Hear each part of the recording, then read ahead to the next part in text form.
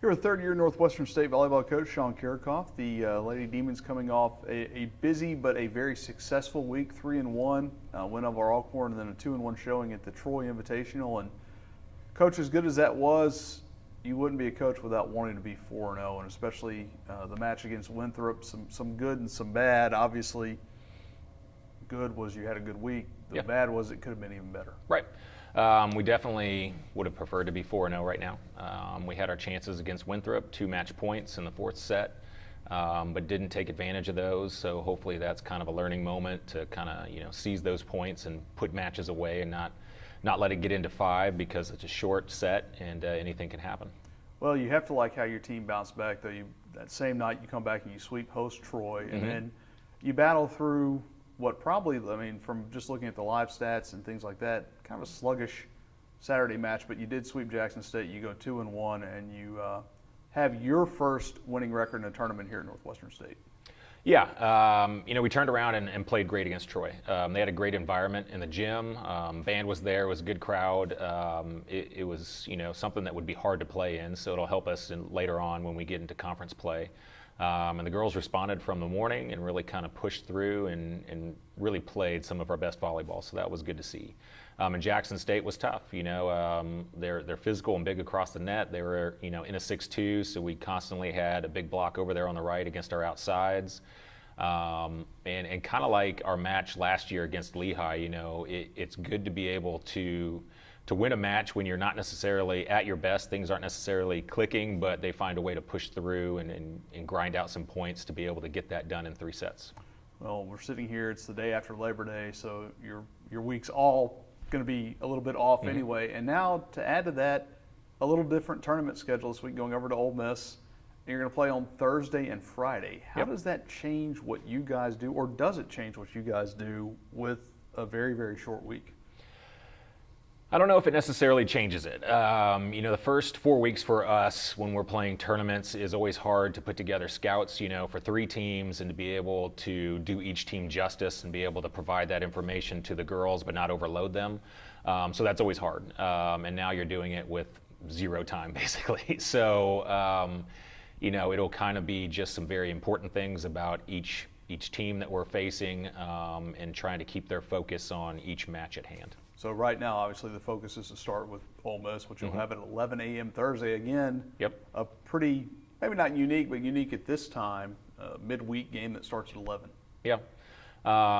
It kind of happens with that in formats of tournaments, but we're going to be happy to be able to play Ole Miss, right away and kind of jump on them. It's going to be a tough match, but it'll be fun. You turn around, you also have Mercer and Austin Peay, and I would think maybe a similar situation to what you faced this past weekend with a Winthrop and Troy. Are there similarities, kind of similar size conferences? Yeah, from a scale of the size of conference and competition level, it'll be very similar to last weekend. But Mercer and Austin Peay are both having great seasons so far, and Austin Peay is really on a roll, so they're going to be difficult. But I think from a matchup standpoint, from size and athleticism and stuff, it'll be pretty evenly matched for us. Well, you talked about the turnaround you had between the Winthrop match and the Troy match, and again, that's probably placed on some of your older players who are able to turn the team around, as well as your staff. You've got to get some credit too. But Reagan Rogers comes out and has an error-free match in 23 swings, and that has to be. I don't know how you can put into words what that means for this team's offense. You really can't. And she's in a position to where errors are expected. And so to go out there and take all those swings and to be put in positions to be able to take difficult swings and not have any errors and to add up all the kills that she had on top of it is really impressive. 12 kills and 23 swings without an error. So a pretty amazing weekend for her. Her second straight all-tournament nod, and Alexis Warren as well, and Alexis had a massive match. I believe it was against Winthrop, and really, maybe a little, not really a slow start, but like you talked about, there are more options this year, and it's good to see her within the flow of the offense knock down a 20-kill match. Yeah, 5-set match. We called, Alexis' number a lot, and she produced for us at a really high level. And just like I said about Reagan, in Lex's position, she's not really called on that position specifically isn't asked to carry as much of a load offensively. She's used to doing it last year for us, so she, when we came calling, she did it. Defensively, you saw some different looks, I think, this week. And I think when you look at the numbers that Channing Burleson put up last year as a libero, maybe some people are starting to focus on maybe hitting away from her. And yeah, Channing had a great year, she had a great year last year. She had a great weekend last weekend.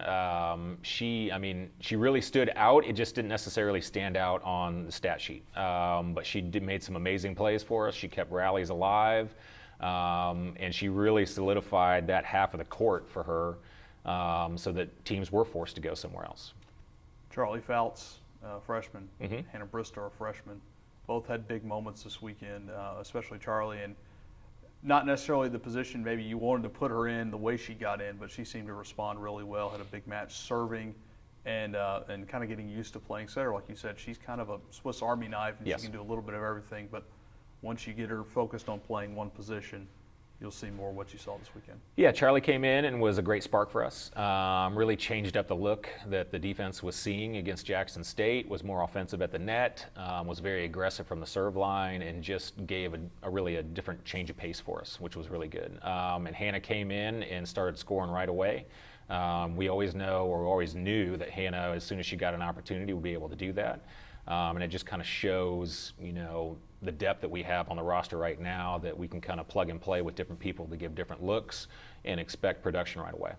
And the key question, since you'll play Thursday and Friday, what does a Division I volleyball coach do with a Saturday off in the middle of tournament season? Yeah, who knows? Film mixed in with some yard work. Usual, yeah. Little college football? If we can fit it in, maybe, but I'm sure the kids will want to watch something else. All right, thanks, Coach. Thank you.